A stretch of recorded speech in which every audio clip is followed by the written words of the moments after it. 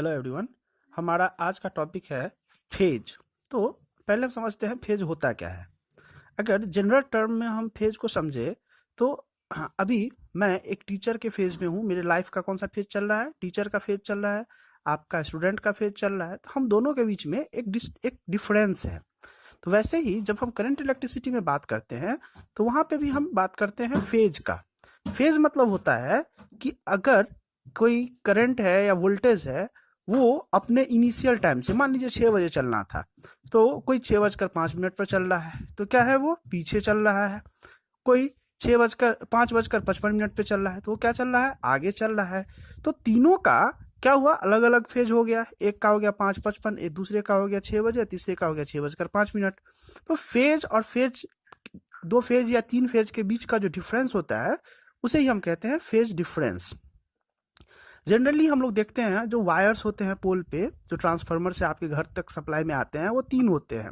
एक को हम कहते हैं आर रेड, दूसरे को कहते हैं वाई येलो, और तीसरे को कहते हैं बी ब्लू, और चौथा होता है ब्लैक। ब्लैक अर्थिंग के लिए, अर्थ वायर के लिए हम लोग यूज करते हैं। तो यहाँ पे जो आर वाई बी है, ये तीन फेज कहलाता है। हम लोग जनरली कहते हैं अरे ऊपर वाले फेज में वोल्टेज कम है, नीचे वाले फेज में वोल्टेज ज्यादा है। यानी कि ये जो अलग अलग फेज है, तीनों फेज हैं, उनमें जो साइनसॉइडल यानी कि साइन वेव फ्लो हो रहा है, यानी कि एसी करंट फ्लो हो रहा है, उसके टाइमिंग में क्या है, डिफरेंस है। अब हम समझते हैं by definition. The phase of an alternating quantity is defined as the divisional part. Divisional part मतलब जिसको हम बांट सके, ऑफ अ साइकिल। साइकिल मतलब यहां से चल के यहां तक पहुंचे तो क्या हुआ, एक complete cycle, through which the quantity moves forward from a selected origin. यहाँ सेलेक्टेड ओरिजिन कहाँ है, यहाँ से। तो यहाँ से जब चलना स्टार्ट किया तो एक डिविजनल पार्ट, डिविजनल पार्ट मतलब मान लीजिए एक कंप्लीट साइकिल को हम ले लिए, कितना, एक कंप्लीट साइकिल कितना होता है, 2π। तो ये हमारा हो गया डिविजनल पार्ट। अब इसी में अगर ये और ये, जैसे यहाँ पे दो करंट हम देख रहे हैं I1 और I2, दोनों अगर साथ चल रहा है तो एक फेज में है। अगर I1 यहाँ से रहता है और I2 कहाँ से रहता है, आगे से रहता है या पीछे से रहता है, तो क्या होता है, इनके बीच में कुछ ना कुछ फेज डिफरेंस रहता है, जिसको आगे हम लोग डिस्कस करेंगे।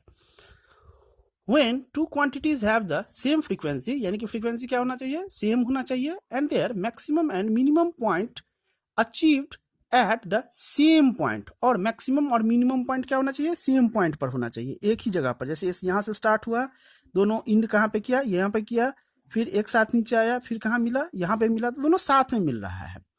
Same point achieve at the same point, then the quantities are said to have in the same phase। same phase कहते हैं, या फिर इसको हम कहते हैं in phase, मतलब एक ही फेज में। सेम फेज, या हम क्या कहेंगे इसको, इन फेज, यानी कि एक ही फेज में। कब, जब दोनों क्वांटिटी एक ही जगह से स्टार्ट करे, एक ही जगह उठे, एक ही जगह से फिर यहाँ पे दोनों एक साथ रहे। हाँ, हो सकता है दोनों का मैग्नीट्यूड क्या हो, अलग अलग हो। जैसे कि इसमें हम देख रहे हैं I2 का मैग्नीट्यूड कम है, I1 का मैग्नीट्यूड क्या है, ज्यादा है, लेकिन ओरिजिन पॉइंट और इंड पॉइंट दोनों का क्या है, साथ में है। तो ये दोनों का दोनों करंट कहलाएगा in phase. Here both I1 and I2 are in the same phase. अब हम बात करते हैं फेज डिफरेंस का, कि फेज डिफरेंस होता क्या है। तो फेज डिफरेंस मतलब दोनों के टाइमिंग में क्या हो, कुछ ना कुछ डिफरेंस हो, एक आगे हो या दूसरा पीछे हो। जनरली हम लोग देखते हैं जो क्राउड को जो लीड करता है, कभी कोई भीड़ निकलती है, उसको जो लीड करता है उसे हम लीडर कहते हैं, यानी कि नेता कहते हैं। तो यहाँ पे भी जो करंट आगे होगा, मान लीजिए एक 5:55 में चला, दूसरा 6 बजे चला, तीसरा 6:05 पर चला, तो यहाँ 5:55 वाला क्या है, आगे है, तो ये कहलाएगा लीडर। उसके बाद 6 बजे वाला क्या कहलाएगा, लैगर। 6 बजे वाले के तुलना में 6:05 में जो चला, स्टार्ट किया चलना, वो क्या कहलाएगा, लैगर। और 6:05 पर जो चल रहा है उसके रिस्पेक्ट में 6 बजे जो चल रहा है वो क्या कहलाएगा, लीडर। यानी कि जो आगे रहेगा वो लीड करेगा, जो पीछे रहेगा वो लैग करेगा। जैसे तीन फेज के लिए हम लोग ड्रॉ करते हैं, एक कहते हैं आर, दूसरे को कहते हैं वाई, और तीसरे को कहते हैं बी। अगर इसको हम रेफरेंस लें तो ये हमारा मान लीजिए 6 बजे है, ये मान लीजिए क्या है, 6:05, ये मान लीजिए 6:10। तो कहीं ना कहीं ये लीड कर रहा है, किसके रिस्पेक्ट में, इस दोनों के रिस्पेक्ट में। फिर वाई लीड कर रहा है किसके रिस्पेक्ट में, बी के रिस्पेक्ट में। तो इस तरह से हम लोग डिस्कस करते हैं फेज डिफरेंस को। देखते हैं, टू ही नहीं, 3 भी हो सकता है, लेकिन मिनिमम 2 होना ही चाहिए डिफरेंस के लिए। Two alternating quantities have phase difference when they have the same frequency, frequency क्या होना चाहिए यहाँ पे भी same, but they attain their zero value at the different instant, यानी कि अपना जीरो वैल्यू कहाँ पे इंस्टेंट कहाँ पे करे, वो अलग अलग जगहों पे डिफरेंट इंस्टेंट पर। The angle between zero point of the two alternating quantities is called phase angle और फेज डिफरेंस। जैसे कि इसमें हम देख रहे हैं कि मान लीजिए I1 करंट है, ये जीरो से स्टार्ट किया, अपना चलना स्टार्ट कर रहा जा रहा है, वहीं पे I2 करंट क्या किया, यहां से चलना स्टार्ट, कुछ देर बाद चलना स्टार्ट किया और यहां से जा रहा है, दोनों के बीच में एंगल कितना है, थीटा है। तो I1 पहले चला तो ये कहलाएगा लीडर, और I2 बाद में चला तो ये क्या कहलाएगा, लैगर, यानी कि ये लैग कर रहा है, I2 लैग कर रहा है, I1 क्या कर रहा है, लीड कर रहा है। अब पूछेगा कोई कि दोनों के बीच में फेज डिफरेंस कितना है, तो हम क्या बोलेंगे, थीटा एंगल क्या है, फेज डिफरेंस है। जो पहले चला है वो पहले पहुंचेगा, जो बाद में चला है वो बाद में पहुंचेगा। हेयर I1 इक्वल टू, अगर हम लिखें AC का जो हम लोग इक्वेशन लिखते हैं करंट का, Im sin ओमेगा टी, तो I2 के लिए क्या लिखेंगे, Im sin ओमेगा टी अब माइनस थीटा, क्यों, क्योंकि ये थीटा एंगल के बाद चलना स्टार्ट किया है। Here I1 is leading current and I2 is lagging. I1 क्या कर रहा है, लीड कर रहा था, और I2 क्या कर रहा था, लैग कर रहा था, and the phase difference is theta. In inductive circuit, inductive circuit जहां पे क्या हो, इंडक्टर हो, तो इंडक्टर क्या करता है, एकाएक करंट के फ्लो को अपोज करता है। तो अगर करंट को अपोज कर दिया, यानी कि करंट को रोक दिया, तो आगे कौन हो गया, वोल्टेज। तो अगर आगे वोल्टेज हो गया, यानी कि वोल्टेज यहाँ पे क्या करेगा, इंडक्टिव सर्किट में लीड करेगा, करंट क्या करेगा, लैग करेगा। वैसे ही अगर हम कैपेसिटिव सर्किट का बात करें, तो कैपेसिटर क्या करता है, एकाएक वोल्टेज के फ्लो को अपोज करता है। तो अगर वोल्टेज को रोक दिया तो आगे कौन बढ़ गया, करंट। तो कैपेसिटिव सर्किट में करंट लीड करेगा, वोल्टेज क्या करेगा, लैग करेगा।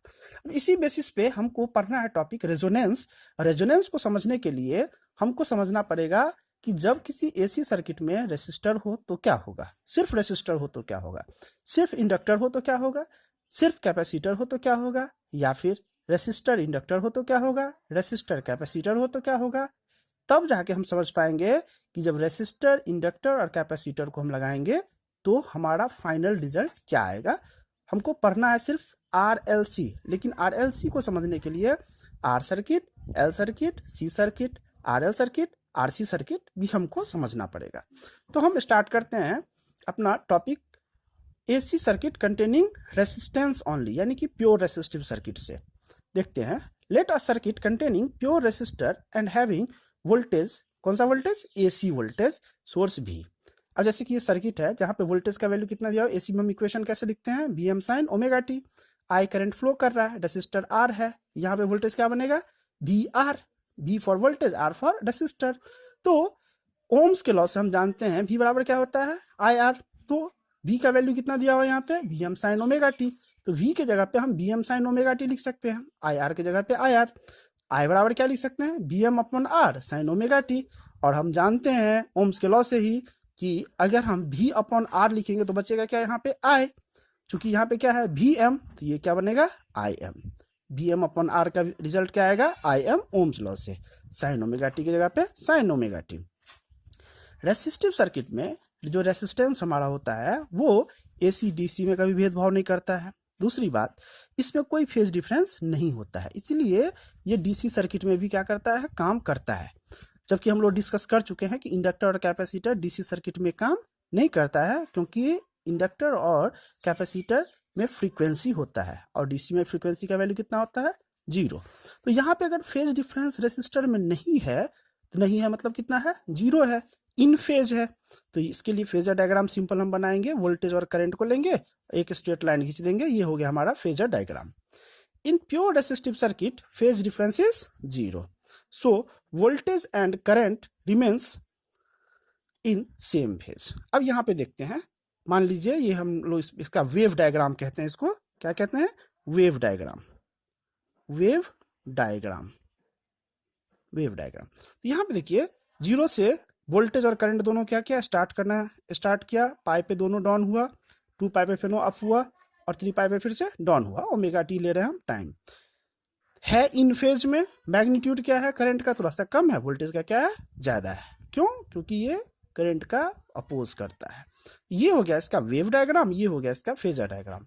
इस टॉपिक में फेजर डायग्राम भी समझना बहुत ज्यादा जरूरी है।